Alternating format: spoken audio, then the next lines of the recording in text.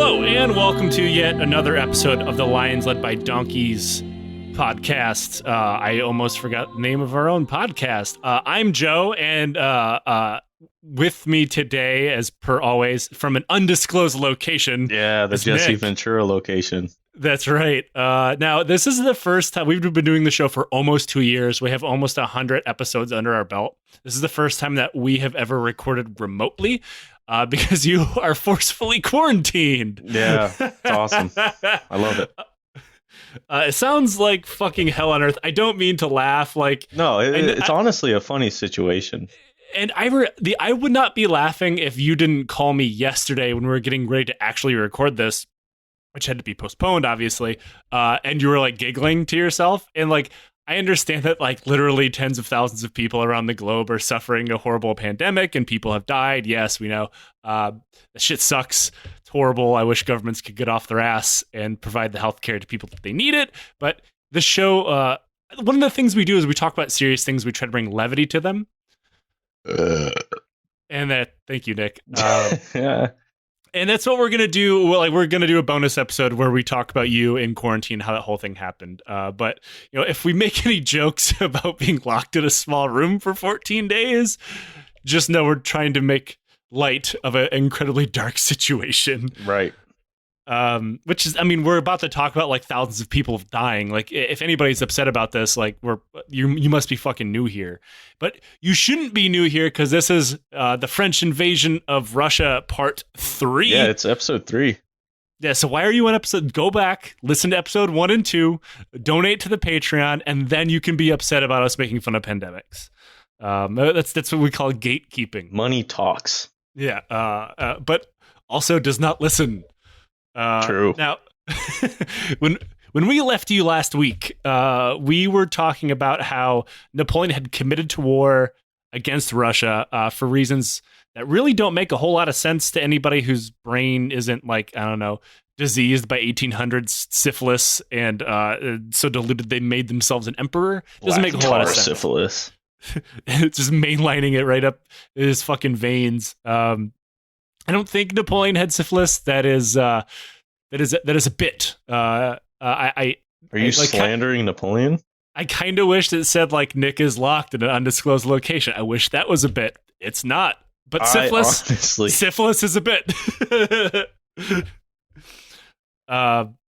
So the last episode we really just focused on the outlines of the armies that'd be fighting each other, so we wouldn't have to do it later. This one, we're going to talk about how the war kind of unfolded. Is this a tobacco-free zone? Can I dip? The podcast? Yeah. Or your fucking jail cell? Well, my jail cell is my jail cell.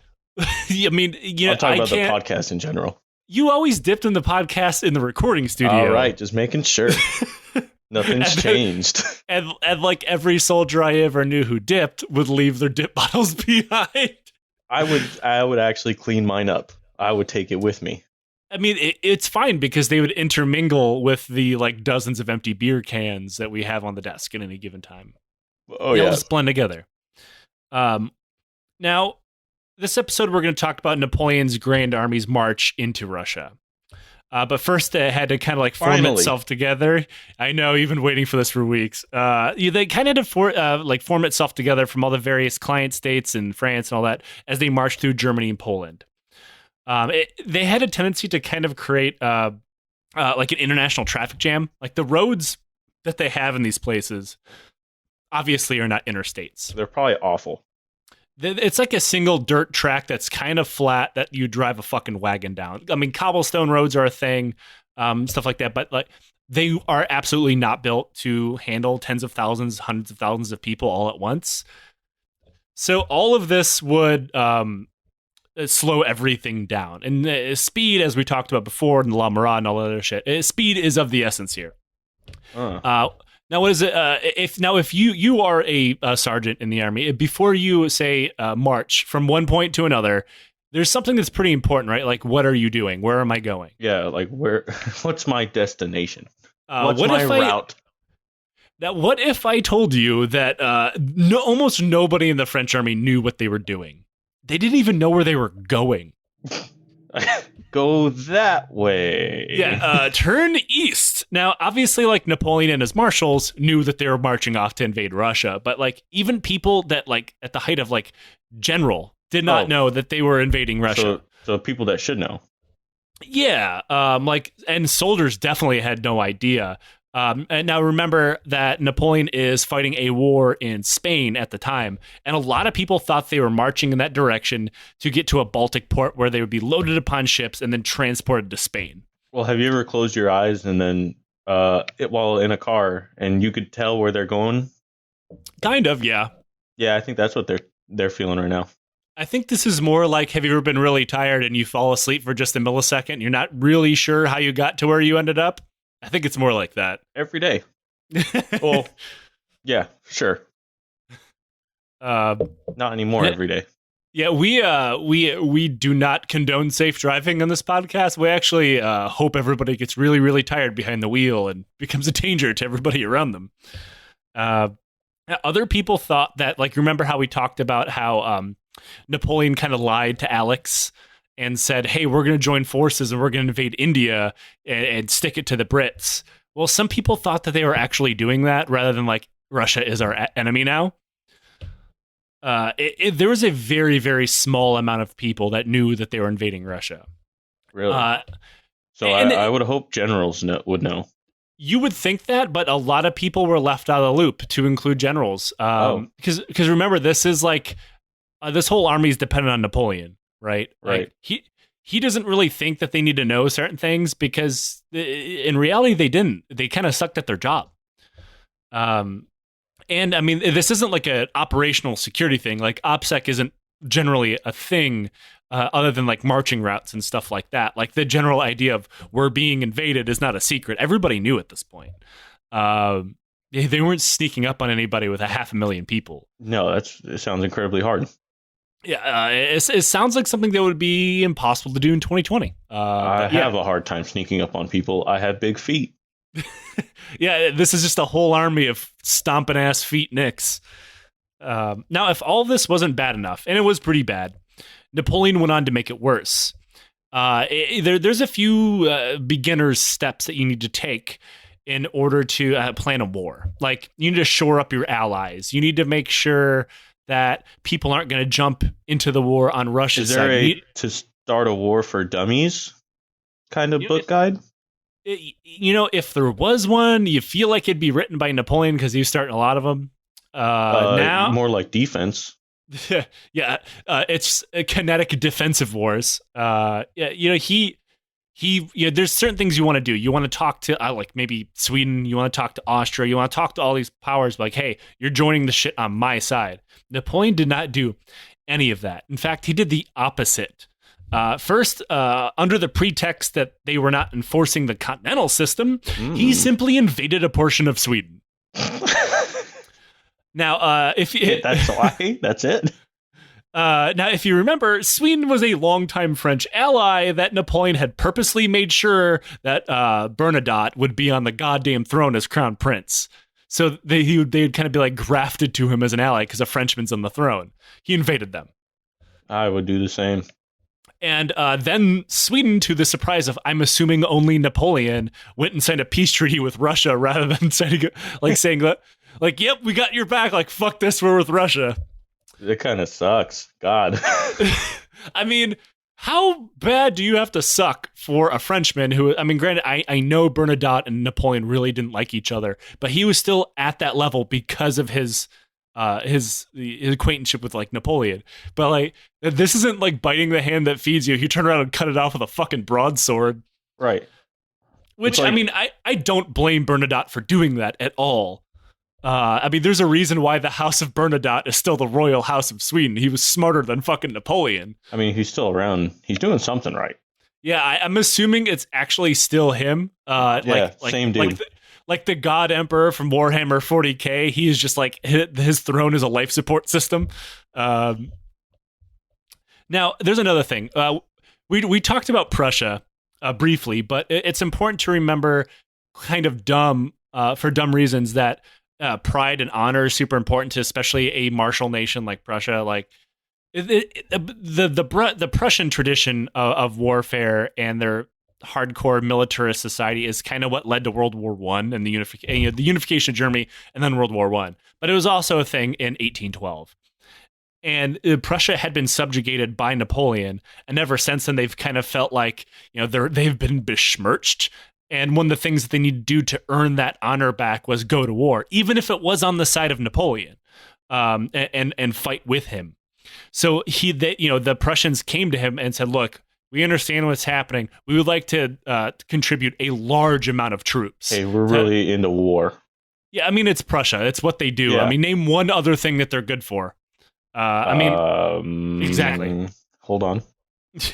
Give me a second. A lot can be said for Prussian society in that unifying Germany is largely a good thing, I guess, I suppose, in a geopolitical sense, but like they're kind of bastards as well. But, they wanted to gain their honor back. Like, let us put like as many soldiers as we can in the Grand Army to do that. Napoleon actually refused. He only allowed them to take a tiny contingent of people. Yeah. Which is weird because, like, in like 2 weeks, he's like, I really wish I had those 50,000 Prussians. I don't need them. Now, this is considered a pretty big fucking insult. So it actually caused an upswell of anti-French attitude in Prussia, as well as Prussian nationalism. Like, we need to be as strong as we can. Fuck the French. We need to kick them out, which actually forced Napoleon to divert forces away to quell this stuff. So he actively kicked himself in the balls because he didn't want more soldiers. And like historically, Prussian soldiers are some of the best in Europe. Yeah. He's like, nope, don't They're want them. Awesome. Yeah. And then another thing, we've talked about Poland almost constantly in the series, and we're going to continue doing that. Now, one of the main arguments that France and Russia had was Poland's status. And are they single? Are they taken? Is it complicated? Do they swing? Do they go both ways? I mean, they definitely go between Germany and Russia. Oof. But yeah. A genocide joke, I guess. Our bad. But, he didn't say, you know what, my goal is to restore the Kingdom of Poland, or my goal is to make the Grand Duchy of Warsaw as strong as possible. He just didn't do shit. Don't need to. Which actually caused the Polish national, not necessarily national smooth, but a national feeling to gravitate more towards Russia, because they're like, well, shit, at least we know we're just Russian with them. That's true. And they kind of, and rightfully, they thought Napoleon was now untrustworthy. They're like, the dude, he's not shitting or getting off the pot. He's just kind of like not doing anything. In all honesty, he just doesn't seem like a trustworthy guy. Yeah, he's not. Absolutely. No, never trust Napoleon, not even if you're one of his soldiers, because they'll be like, you know what? I love you guys. I'll do everything I can to care for you. Oh, by the way, march into that cannon, you fucking idiot. He would be the guy, if you're split screening Halo, he would look at your screen. Yeah, and then you're like, bro, your screen peeking. Like, no, I'm not. I just had an itch. Yeah, what a dick. Yeah, fuck that guy. If you're playing basketball, but in all honesty, I would too. I would definitely screen look. I always screen peeked. If you're playing a pickup game of basketball with Napoleon, he's gonna elbow you, hold his hands up like, no foul, no foul. He's a fucking asshole. I also may have done that, but it's important because we've pointed out a few times that one of the points of the war was not to destroy Russia; it was to smack them around and get them in line. So he thought the restoration of Poland would gravely destabilize Russia, so he didn't want to do that. But he, at the same time, he didn't want to give up the Grand Duchy. Meanwhile, like the Poles are in the middle of all this, so like, will somebody please just give us food? Yeah, it's really dumb. I can't go into that anymore without and make it not sound dumber, because it's very, very stupid. Another thing is that Russia and the Imperial Russia fought almost like an endless string of wars against the Turks and the Ottoman Empire. They were in the middle of one right now, and Napoleon thought that was cool and all. He's like, "Oh, cool! They're fighting Turkey. That's good." And he just assumed they would keep fighting, rather than like go to the Ottoman Sultan and be like, "Hey, look, just keep Russia engaged in a war, and we'll pay you," or something like. Just like keep them distracted. Do something. Have like a little like tap dancing show in front of Russia. Yeah, because like if he went to Turkey and asked them for a favor, he would have to do something he sucks at, which is treat them as an ally, treat them as an equal. He wasn't going to do that. So he's like, well, I'll just ignore them, and I'm sure they'll just keep fighting. The problem is like Turkey was losing that war because remember, like the Russians had pushed them back and then retreated because they couldn't afford an occupation. Russia don't got no money. Yeah. So, but like the Tsar knew that war with France was coming. So like he quickly went to the Ottomans like, yo, let's press pause on this shit. And Ottomans like, yeah, sure. Okay, cool. We're losing. Let's stop fighting. Yeah. And so they ended the war. Nice. Which allowed him to focus everything on the coming French invasion. Now, there's more to it than like Napoleon just being an idiot. Napoleon and the Ottomans were not friends. The French and the Turks were not friends. They had no history of friendship. But like that whole saying, "The enemy of my enemy is my friend," fucking exists for a reason and has for quite some time. Unless, of course, you are Napoleon, in which case the enemy of my enemy is that guy I don't talk to. My enemy. Also, I also must invade them now. Now, as we said in the last episode, Napoleon kind of crossed the Rubicon, so to speak, meaning war was certain. Now, war requires concrete plans. That is, unless you are two people, the United States of America or the French Empire. Napoleon knew he wanted to put Alex in his place in Russia in a place of subjugation, but he wasn't really sure how to do it. So his plans just kind of changed every day, all while people were literally already marching to war. Plans changing every day back then would suck. Yeah, so absolutely nobody knew where they were going, what they were doing, what their goals were. It was just Napoleon just spitballing stuff. But like, yeah, people, like 500,000 people thereabouts are already marching towards war. We'll and attack from the sea. No, the west. I want chicken Alfredo. Quick, invade England. Sir, we are in Poland. Invade Spain. I see. Now, remember at one point, this wasn't going to be a long war. It was, go in, win a battle, but like, see, look. Yeah, be home by Christmas, Can we the usual. Yeah, that saying was definitely worded, which means they're doomed. At one point, he said his army would only go as far as Minsk, sapping the Russian strength by having his army live in Russia. I mean, having 100,000 or so people living in your backyard is kind of a drain on your resources. And living off the land in Russia would suck as well. Yeah, I hope you can digest dirt and sadness, which, spoiler alert, they could not. And then one day at like 3 a.m., pretty much everybody was asleep except Napoleon and a couple of his aides that he made stay up with him. And he called everybody in for a meeting randomly and decided that, you know what, we might just have to invade Moscow. Though he wasn't so sure. Like, it was just a suggestion. He wasn't like those guys. Like, he wasn't like, all right, guys, we're going to have to go as far as Moscow. He called a meeting to say, we might have to go as far as Moscow. And then, like, somebody's like, which one is it? This guy's doing the lines of coke and everybody's just like, this guy's unstable. I mean, like, between Minsk and Moscow is a fucking massive gap of area. Like, you can't just like, yeah, we'll just go that way. It's like hundreds and hundreds of kilometers and like, or thousands. And like, they don't have the supplies. They don't have the logistics for that. They're like, you said 3 weeks and we're going to Minsk. But didn't matter. We're doing that now. He said, what did he say? Yeah, well, I said we're going to Moscow, can't go back now. And then he started fucking with the Poles again.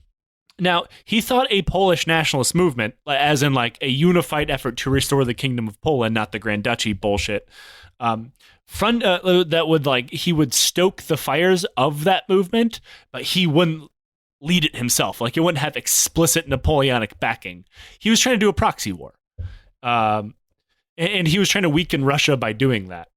So he stuck his brother Jerome at the head of an army and sent him to Warsaw to do just that. To be like, all right, guys, we're all for Poland now. And for some, like, Jerome was supposed to be the king. Even though he was not Polish, did not speak Polish, nothing. Don't need to. No, you really, really don't. It turns out Jerome was a bit of a fucking idiot. Now, almost immediately, the people of Warsaw began to really fucking hate Jerome and the soldiers he brought with him. His troops were German, not Polish. And I think everybody listening to this show knows what Germans do when they're in Poland. And that is steal, rape, and pillage and murder wherever they went. Yeah, and like the commander of these guys, remember, is meant to be the king. So like, whoops. Whose interest is he? Is he supposed to have the soldiers' interest, the Polish interest? I don't know. No, nobody knows.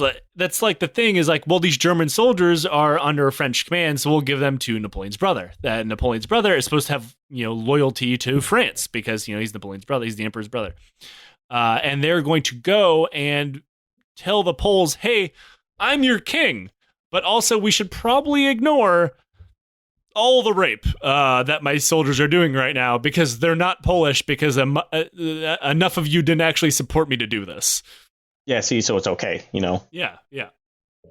Now, if all that wasn't bad enough, and it's pretty bad, Napoleon arrived in the city of Poznan to inspect the stores. Like it was a supply depot where soldiers were meant to take supplies on the march. Remember how important it was that his army could supply everything that the army would need while in Russia, because Russia could not. Well, it turns out this fine-tuned supply machine completely and totally went to shit. Had not even materialized. It had somehow, like, he had all this shit on paper. He had all these people in charge. He had he wrote all of it. He commanded all of it. But it never actually materialized. It never showed up. The wagons weren't there. The supplies weren't there. Nothing was there. Seems like everybody we cover, their supply is ass. Definitely in the past more so than the present, because like at least an invading force now would be like, we had all these supplies in place, and it just turns out the enemy bombed them or something. Like these just didn't show up. The Grand Commissariat that he put together had really only been an invention on paper.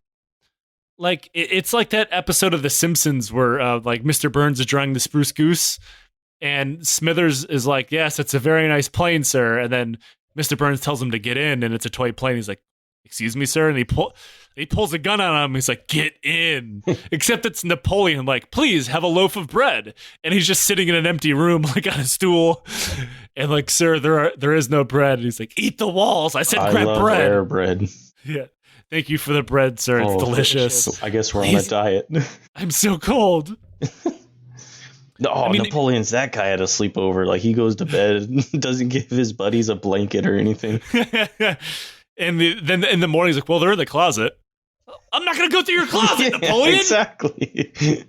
Not like there wasn't like one thing that failed. It wasn't like, oh, the flour supply spoiled or something. Like every single aspect of the supply chain had failed. There wasn't enough water. There wasn't enough food. There wasn't enough equipment. And then remember, they're not in Russia yet. Oh, so it's starting off bad. Yeah. So the French army, without its imaginary supply train, returned to foraging, which in this situation, I mean, horrible looting. They went back to La Marade. They're not doing the Napoleon system where they give people money. They're just like, nope, it's mine now. You see, our supplies are bad. Here's an IOU. Can I please have your farm animals? Oh, well, we don't have any farm animals. Children are also fine. Okay.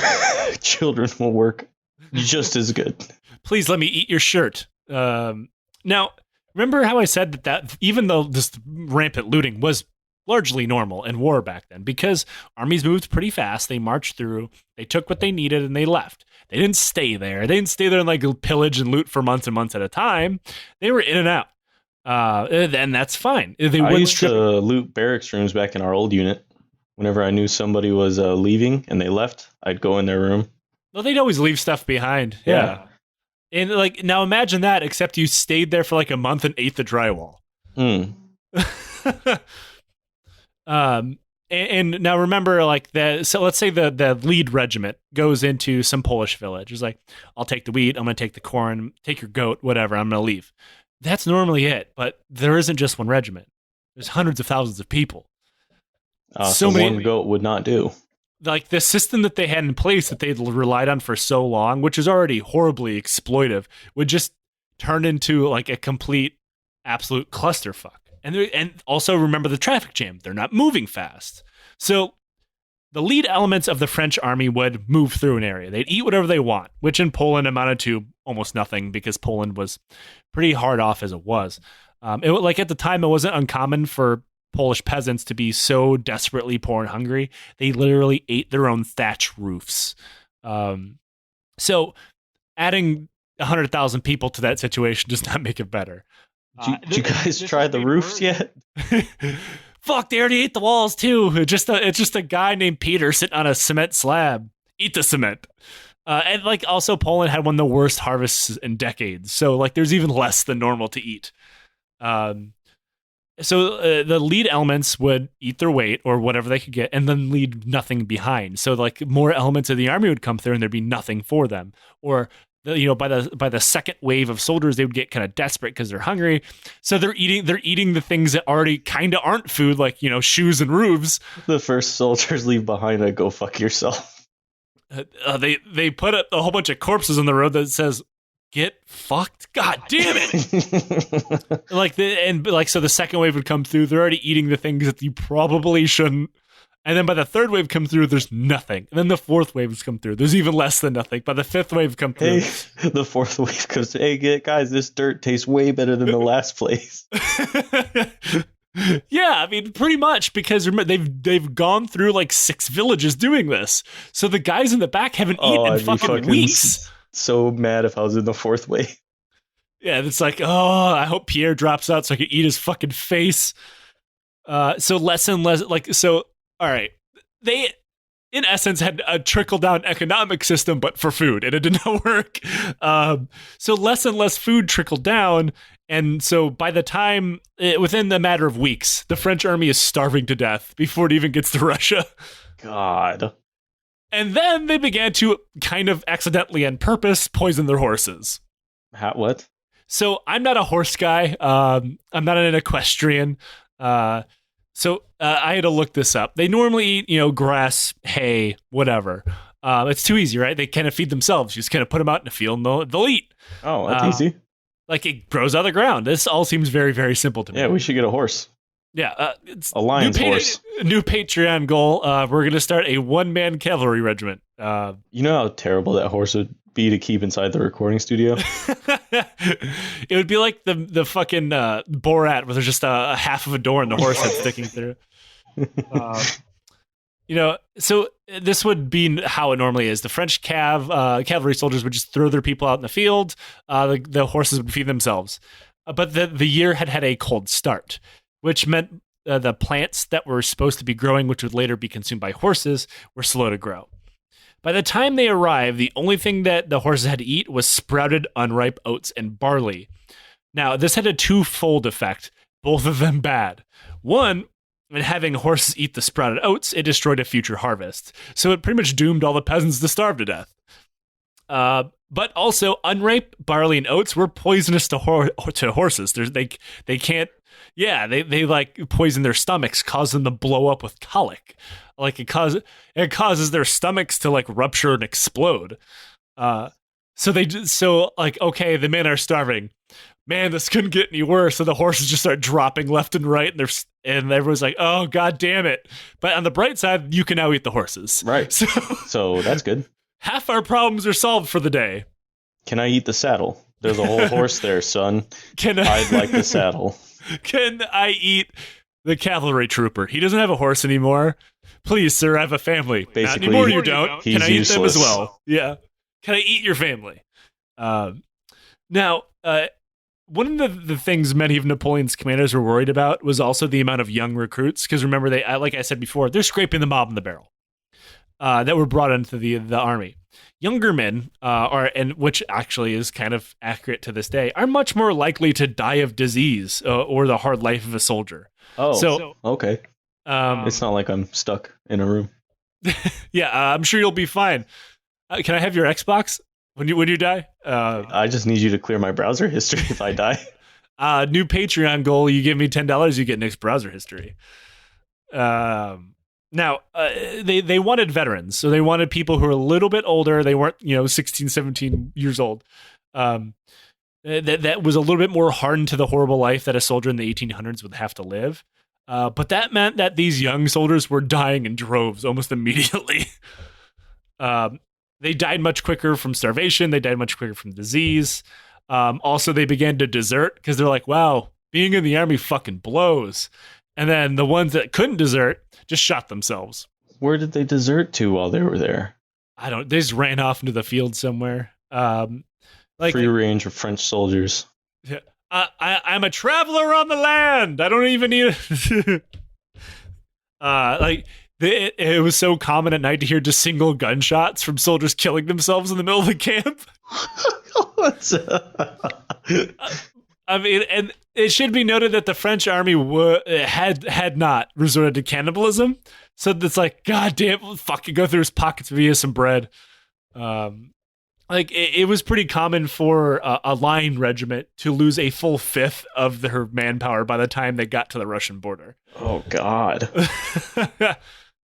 If that wasn't depressing enough, one soldier wrote, quote, "I look forward to getting killed because I'm dying as I march."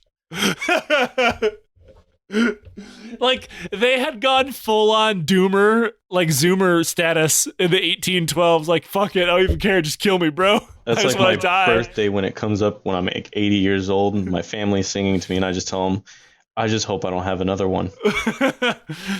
I don't want to make 81. Yeah. Like, that's the most soldier thing on earth. I look forward to getting killed because I'm dying as I walk. So bad. Like, that is so grim that even like an emo song, like, that's a bit much, isn't it? Yeah. So this constant bleed of forces applied just to simple operations too. Like, people didn't have to die or get grievously wounded or shoot themselves for this to impact army numbers. As an army advances, it has to secure certain roads, depots, stores to store things at, areas to facilitate movement. Every unit in the entire army was doing this as they went. So that means that as an army advances, it by definition only gets smaller. It never gets larger. But this is the 1800s. Organization and movement is far from coordinated. Like, map reading still kind of in its early stages. There's no navigation. If it's cloudy, oh fuck, I guess I really don't know where I'm going. It's kind of like when you try to run in like a battalion formation, regiment formation or something, and like one unit up front is slowing down, speeding up, and it causes that ripple effect all the way down. Yeah, the accordion effect. Yeah, it's a 500,000 man. Then the unit in front eats everything, so the unit behind can't eat anything. Yeah, I hate those runs. We've been running for months. Now, I use that movement analogy because that's kind of what they were doing as they advanced into Russia, and it got people really confused. And like one person would, like, the gaps would get larger eventually. Like, one unit would be able to march way faster than the other one. Maybe they'd get a little bit too far away for one unit to see the other one anymore. And that's when, like, some people would just get lost and wander off in a different direction. Other people were like, now seems like a really good chance to run away from the army. And they would run off too. So every single day, weird shit like this is happening that caused the Grand Army to get small. To not be so grand. To be La Petite Army. Yeah. Napoleon was largely unaware of all of this, which I imagine they're lying to him on the numbers. You nailed it perfectly, actually. Now, he was, as we pointed out in the last episode, incredibly he's a micromanaging dickhead. He's like the worst manager on earth. Oh man, he called the formations and counted on his own. He probably did. And that's why he could only be a micromanager based on the information being given to him by his subordinates. And that's one of the things is he was pretty well known for exploding on people when they told him things that he didn't like to hear. Like from Big Trouble Little China? I haven't seen that movie. Really? Yeah. Well, one of the villains blows up. So... Yeah, Napoleon literally blew up, and that's the end of the series. He was a Voltorb from Pokemon. After you attack him a couple times, he self-destructs. So he would be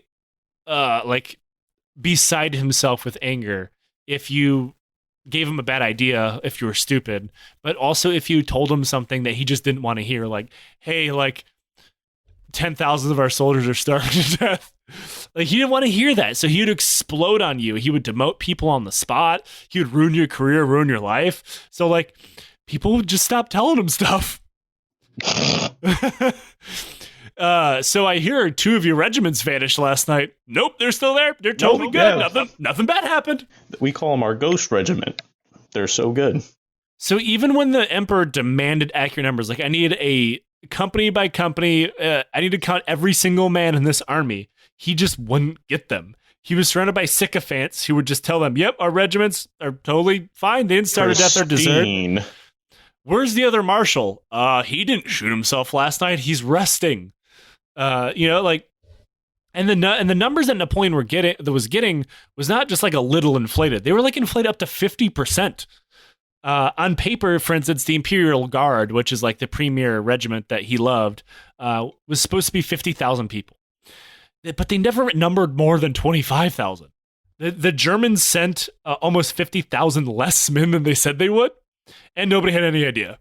I mean, it's kind of hard to see when they're all grouped up. But like, imagine he's like, I need accurate numbers, and then like the German general's like, yeah, we totally brought those 150,000 people we talked about. Not really though, sucker. Like he was just just keep changing the subject. Yeah, it's kind of hot out today. And Frederick, what about those numbers? Yeah, my wife really did leave me. It's real sad. Yeah, and it's actually pretty cold out. And I understand that even in a modern army, if your subordinates aren't giving you good information, you have literally no idea what's going on.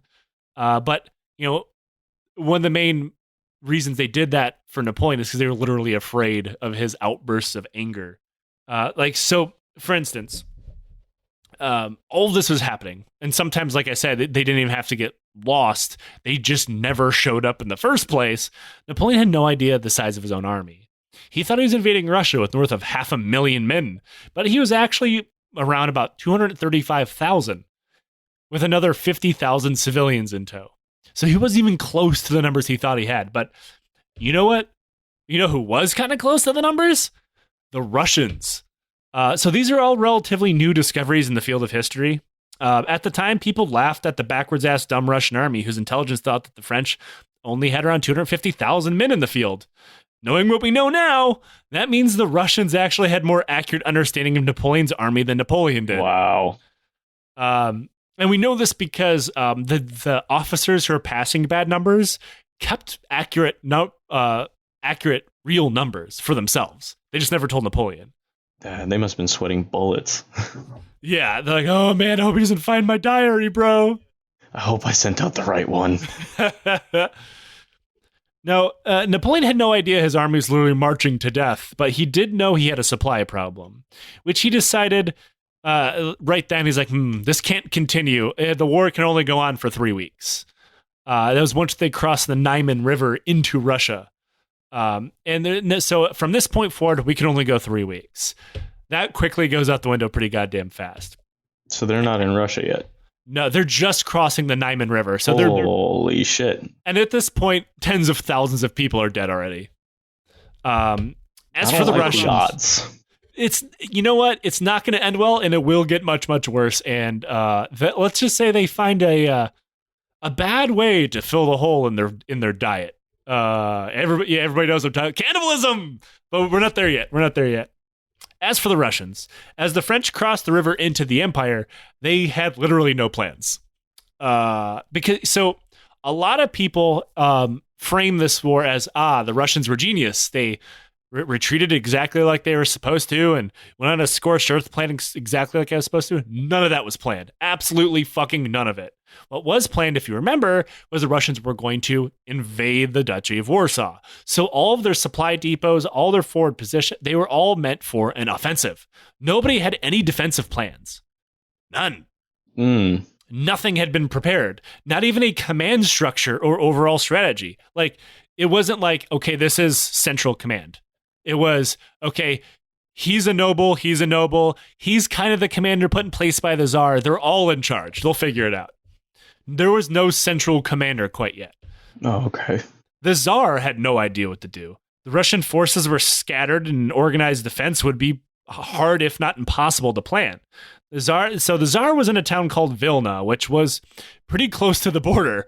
So when he saw French troops on the horizon, he just jumped on a horse and ran. Oh, he saw that? Yeah. Which everybody, now remember, the Tsar is hypothetically the commander-in-chief, kind of like the president. Right. So everybody's like, oh, fuck, the Tsar's running. That means we have to run too. So that caused like a panic, unorganized flood of staff officers to run as fast as they could to keep up with him. He just yelled, scatter. Yeah, and that is when the scorched earth tactics kind of came into play. I doubt it came into play. I bet you somebody knocked over a lantern. They're like, oh, fuck.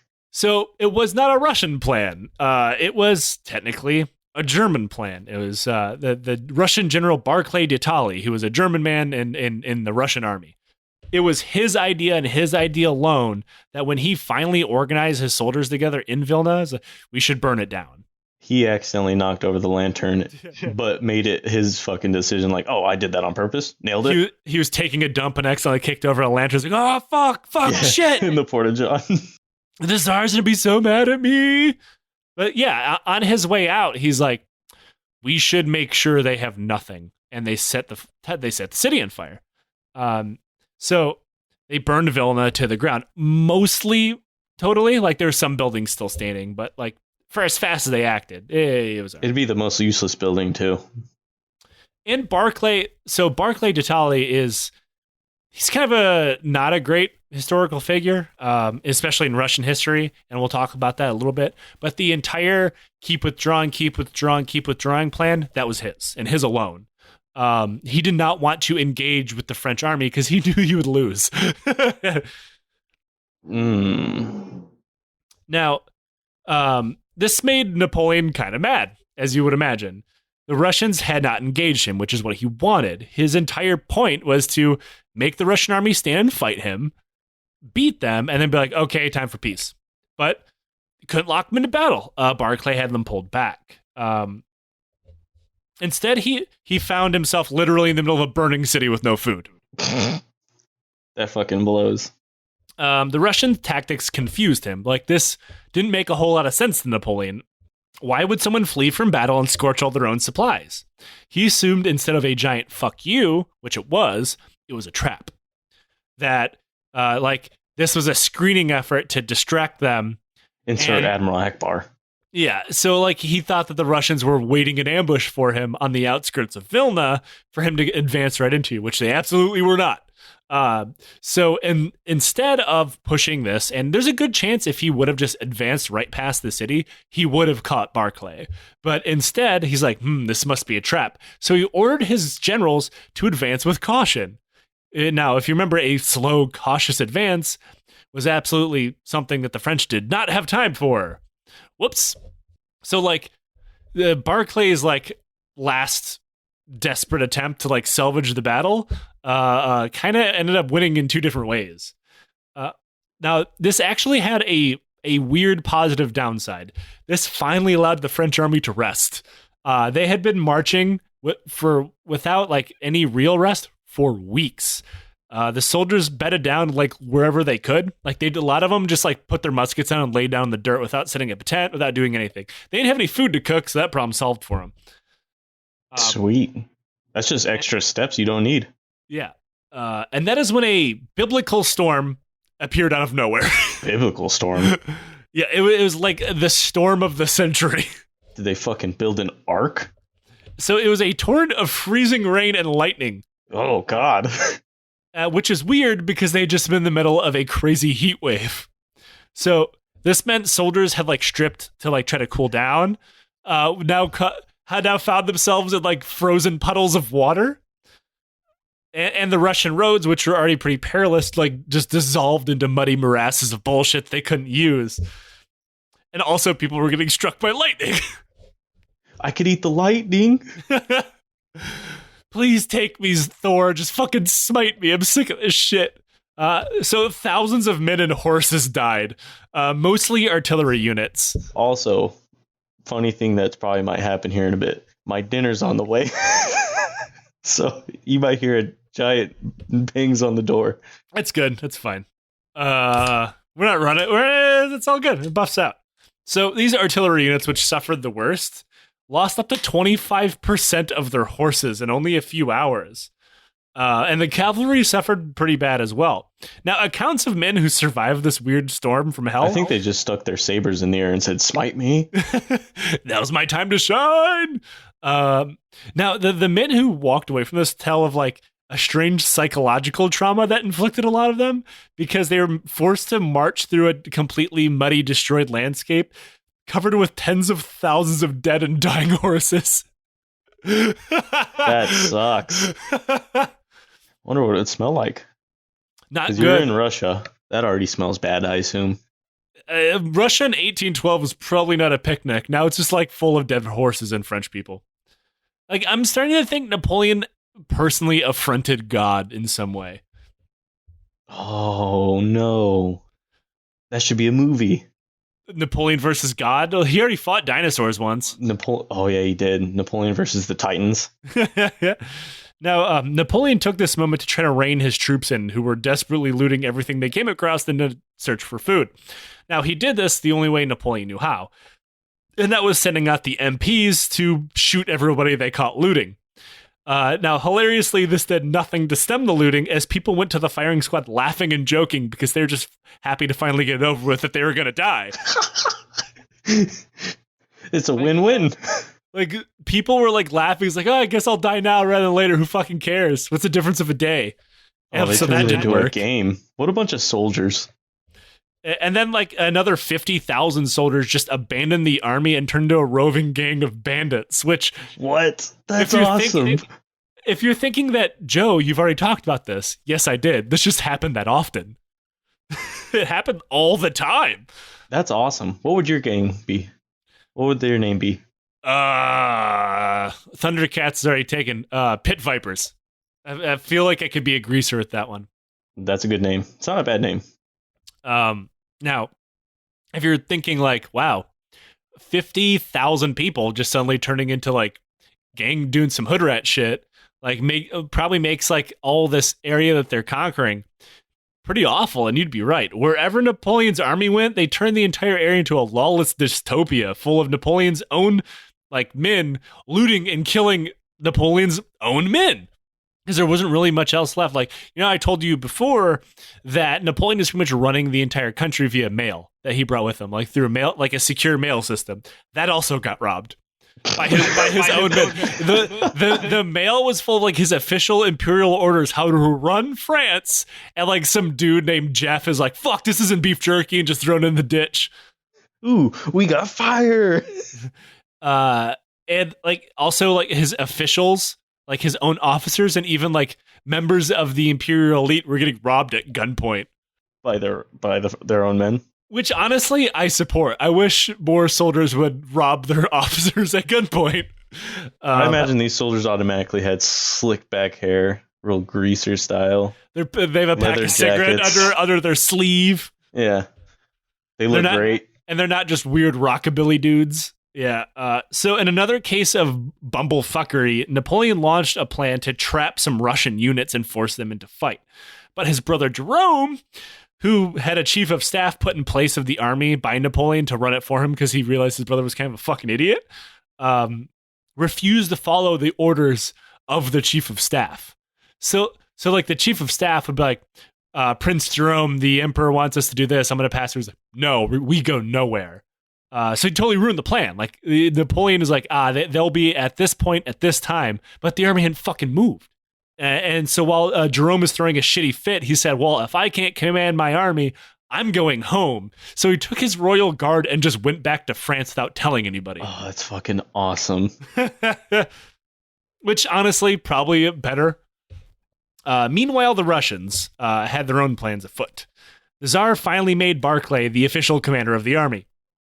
Now, this is a title that was supposed to be important, but was largely ignored because Barclay was attempting to organize everything, but without like really the official capacity to do so. But now the Tsar's like, you're officially the commander. So he tried to do it anyway.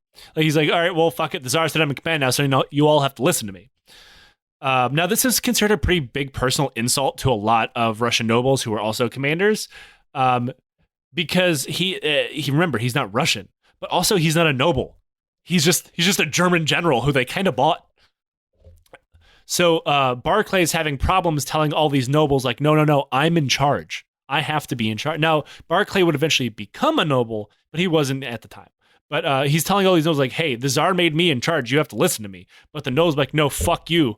You're not even Russian. I'm not listening to you. It's like when my older brother tried to be in charge of us whenever he was babysitting us. It's like when a specialist promotable is like, I'm in charge of all the other specialists, and all the other specialists like, go fuck yourself. Yeah. Like, so Barclays finally went to the Tsar and was like, dude, these guys aren't listening to me. Can you just order them to listen to me? And he wouldn't. I don't know. I like the drama. So this effectively created two completely parallel command structures within the Russian army. You had Barclay and his field army and the couple nobles that listened to him, and the second army under Peter Bagration, who was a Russian prince. And he commanded a lot of respect, mostly because of that fact, not because of his qualities of a commander. Now, soon, the fact that, remember how we talked about many Russian officers, to include their commander, were German or French, or gave orders in German or French. This would become a problem. Famed military strategist Clausewitz was actually arrested for being a spy because he carried orders in French and spoke no Russian. So when Russian commoners stopped him, he couldn't speak Russian and they didn't speak French, so he just got arrested.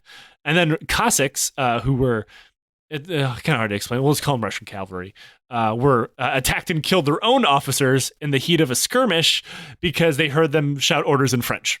What? Like, oh God, he's wearing a Russian uniform, but he's French. They're behind us. Yeah, they're everywhere. Now, the main problem facing Alex was, well, him. It was Alex. Alex was the problem. He had been with the army when it retreated without a fight from the third largest city in the entire empire and gave up an incredibly large tract of land to the enemy without much of a fight. As long as he's with the army, any failings of the army would look like the direct failings of the Tsar himself, even if he wasn't actually in charge of them. It quickly became apparent that he needed to get the fuck away from the army. And the Russian generals were kind of glad to see the Tsar finally leave when he was because when he was around, the generals had a hard time doing their jobs. While he was never really in charge, the generals would back the ideas of the Tsar, even if they were really bad, just to protect themselves or maybe heighten their status, leading to pretty dumb outcomes like the retreat. With him gone, they could actually try to function about as well as the Russian army would function through the war, which wasn't great. It was the opposite for the French. Napoleon got bogged down in fucking statecraft for 2 goddamn weeks in Vilna. Now remember, the whole war was only supposed to go 3. He got bogged down in Vilna, passing orders back to France, trying to do state-related stuff for the Grand Duchy. It's all dumb. He shouldn't have been doing it. Right. Instead, I mean, he did do something that I assume an emperor would do, which is delegate authority to his marshals to run the war, which immediately led to Bagration's army escaping and start marching to rejoin with Barclays, the exact thing Napoleon did not want to happen. So, whoops. Napoleon can't delegate authority because they won't work. This guy's making stellar decisions. So when Marshal Joachim Murat and his famed cavalry gave chase, Murat, unfortunately, was kind of insane. So Murat is one of my favorite characters in all of Napoleonic marshals, simply because the dude had no business being in charge of anything. He's insane. He's kind of nuts. Yeah, I mean, he was, and this is the way that the book Moscow 1812 puts it, quote, the master of the suicidal cavalry charge. He was pretty much only promoted because he was brave. The only military tactic he knew was a frontal assault on horseback. Oh. He also dressed kind of bizarrely, like overdressed, and brought dozens of changes of clothes with him wherever he went, and would change whenever he got bored. He would also wear multiple different fur jackets and scarves, diamonds and pearls. Oh, this guy had swag. And he also brought a fuckload of cologne with him. That's fucking awesome. So he probably looked a whole lot like a mall kiosk guy and smelled like one too. Like he was just bling the fuck out, wearing furs, getting his suicidal charge on. But looking good doing it. Definitely my favorite marshal, but probably shouldn't have been a marshal. He was, and like the book notes that people commented that like he was kind of mentally unwell. So like, follow my dragon. What? Like, he was promoted because he was kind of dumb. Like, he would he never stopped charging when he was ordered to, and it wasn't for his tactical brilliance on as a cavalry leader that he was promoted to be the leader of the cavalry, which will become a problem because during the chase to prevent those two armies from linking up, his army rode so hard and so fast on horseback that they rode their horses to death, which was something that was super common for him to do. Like, he routinely rode horses to death. It wasn't even a thing for him. Wow. He's the sixth one this week. Yeah, and like, remember, the horses are already weak and kind of poisoned. So like, when the chase was over, they were so tired and weak that they kind of the cavalry guys had to walk the horses back to the line because they couldn't carry them anymore. Jesus. Now, Murat finally got to the Russians and forced them to engage him outside the town of Ostrono. Now, the French beat the Russians back, only to discover that the town had been burnt to the ground with nothing left inside. This was not the battle that the French were looking for. It was small and mostly pointless, but that would soon change. Napoleon had finally cornered Barclay's army, a full 80,000 men, and quickly maneuvered his men into place to attack. This is it. This is the day everybody was waiting for. This is Barclay versus Napoleon. Fucking heavyweight title on the line. Pay-per-view. 80,000 men squaring up. So they dressed to the fucking tens, man. They got everybody put their dress uniform on because like they treat it like a holiday, like they were going on parade. Everybody got ready to go because the French Empire is the only society more mentally broken than our own. Like, combat was considered like a glorious occasion. We need to dress up. They polished their brass, they put on their fancy hats, and marched into battle the next morning. And when Napoleon woke up to command this battle in person, he found Barclay's entire army had fucking vanished. What? They had retreated in the middle of the night because they didn't want to fight him. Oh, he must have been pissed. Everybody was furious. Barclay actually did something kind of ingenious. Even the soldiers said, I just want to die. Please, somebody shoot me. Now, like, Barclay had done something kind of ingenious, which was leave a small group of men behind to keep stoking campfires through the night to make it look like 80,000 men were still camped out, which is a lot of fucking fires, man. Yeah, I'd be pissed. Just put extra duty on it. So, Napoleon's army, defeated by pretty much their own, their own morale and hats, I guess, marched on. The few roads that they found were quickly turned into nothing but single-track lanes and Polish bogs and marshes. You know, we'd be on that detail every time. Yes. Go start fires. Go light the fires. God damn it. So, at this point, the Napoleonic armies were largely marching on what you consider a normal road for the time. It's not great, but it's a road. And that's when the army found its way into bogs and marshes, swamps. And they were introduced to a new level of hell for the men. Swarms of mosquitoes, horseflies, and wasps. Are they wearing Russian uniforms? They are not. That'd be awesome if they were. The horseflies definitely said something anti-French, though. Now, like, at this point, Napoleon definitely pissed off God. Like, you already got the torrents of water, you got lightning, you got fucking fields of dead horses. Now you have like a pestilence being brought to you. Did I mention the heat wave yet? Because there's a horrible, horrible heat wave. So it was so hot that many of Napoleon's men who had fought with him in Egypt said this is the hottest they've ever been on the march. Jeez, it can't catch a break. It was July and it was hot as hell. And these soldiers were weighed down by layers of wool, breastplates, and whatever else. Now, one thing they weren't weighed down with was supplies. So they had that going for them. So you were lighter.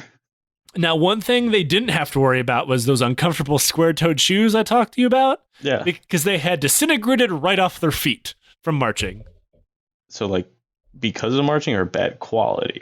Both, I'm assuming. Okay. They were marching up to 30 kilometers a day, or 18 miles in freedom units. Fuck. Most of the time, the men set up camp and fell asleep without eating dinner. Every day, more soldiers just did not wake up or get up from camp because they died from hunger or exhaustion in the middle of the night. What? The ones who didn't began to die of thirst, and some of them drank water from the swamps, which also killed them. This is like when you play Oregon Trail. Yeah, this is Oregon Trail, but like you have to control 200,000 people all at once. So contaminated water would be something of a hallmark for this army. It caused dysentery to sweep through the ranks and start killing entire companies of men all at once. Now, people who are not familiar with dysentery, it dehydrates you further by making you vomit and shit yourself. So many men were dying, they would drop dead where they were marching, which would, in this case, normally make them tumble off the road and fall into a local body of water, contaminating that one too. The ones that flavored water, which men would then attempt to drink that water because it's the only water available, causing them to get sick, die, and contaminate the next portion of water they'd come across. The ones that didn't die would deal with the horrible bouts of diarrhea that would spread disease and contaminate even more water supplies. The road soon became littered with the bodies of the dead and dying, and I'm assuming soiled pants. I'm assuming, yeah, shit roads. Shit road. We've had a corpse road in this podcast. We've had a horse road in the beginning of this series, and now we have shit road. Not roadhouse. Definitely, that's a very depressing roadhouse. Yeah. So as for Napoleon, he knew all of this was happening because at this point it'd be pretty hard for him to hide all the corpses from him. But he had no idea what to do about it. They're just doing weekend at Bernie's with all the corpses. The men had created an impossible situation and made tens of thousands of men walk and shit themselves to death. At a loss of what to do, he publicly chewed the ass of the head of the medical corps and the commissariat loud enough so his troops could hear it, tricking them into thinking that literally anyone other than Napoleon was at fault for what was happening to them. Do you think he put a mirror up and also yelled at himself in front of everybody? Oh, no, Napoleon's never at fault for Napoleon. It's everybody else's fault. But Napoleon would be yelling at that guy in the mirror because Napoleon wouldn't even know. He's Bizarro Napoleon. He has a mustache. Meanwhile, the Russian army pulled all the way back to the city of Smolensk, where the First and Second Armies joined up, and Bagration finally allowed the guy who was supposed to be in charge of him, Barclay, to take command of the entire Russian army, at least for now. Together, they planned to make a heroic last stand in the city of Smolensk.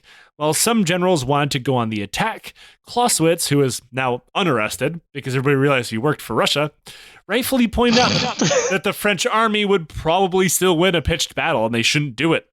But they were weakening by the day. And if they were going to fight in the city, they should force the French to besiege it and prolong their stay in the city. Wow. It would have been an even better idea to pack up and leave the city, continuing the retreat, which is exactly what Barclay wanted to do. But he was getting screamed at by literally everybody, above him and below him, to stop retreating and put up a fight. So on August 7th, he gave the people what they wanted and ordered an attack on Marshal Ney's force near Rudinia. As they did so, Barclay got some bad intel that the French had actually occupied the area to the north of his area of attack. So he said, "Oh fuck," and immediately ordered his army to wheel around and march in that direction to meet them.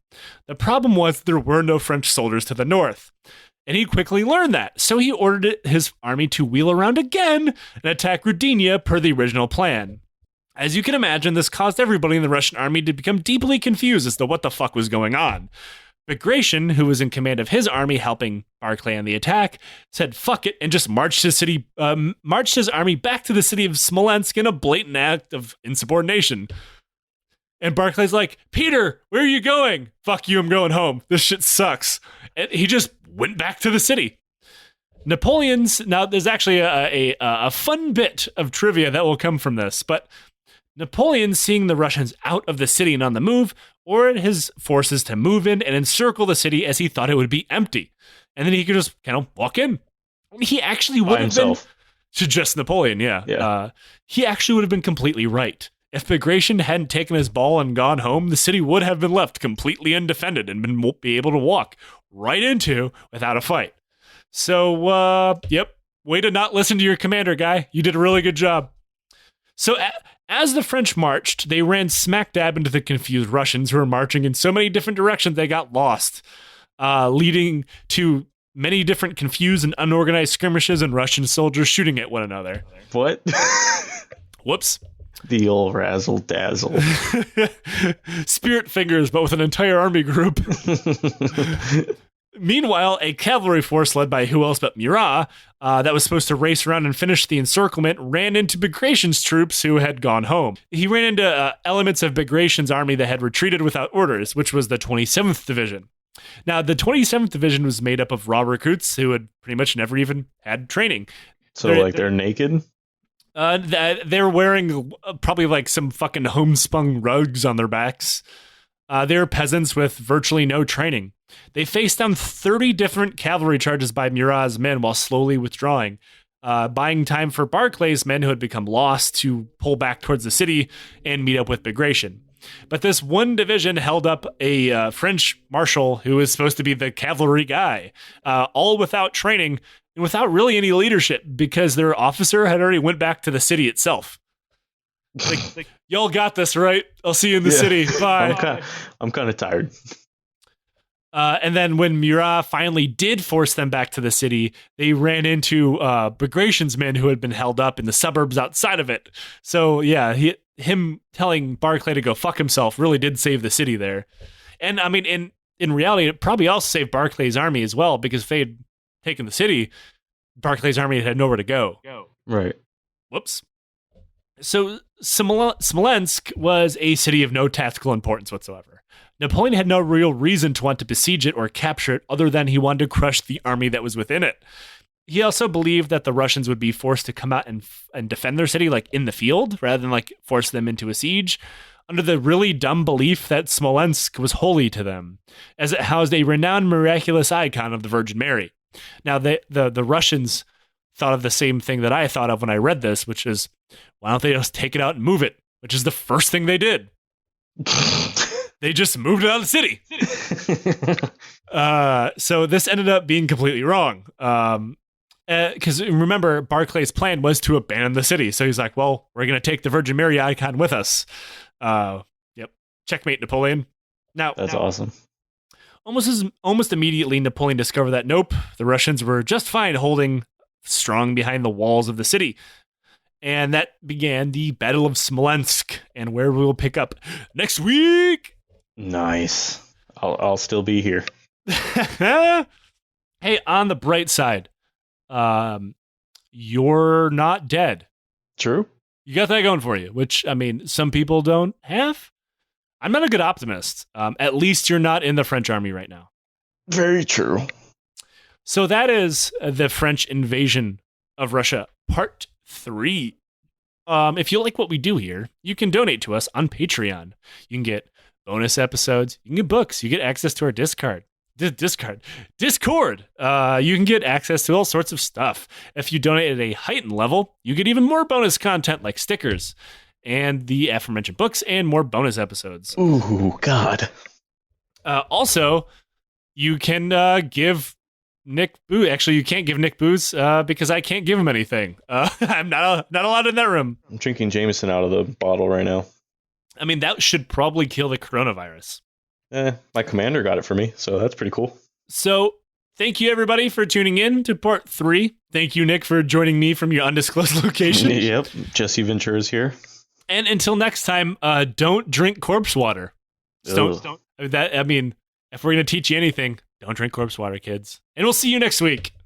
Later.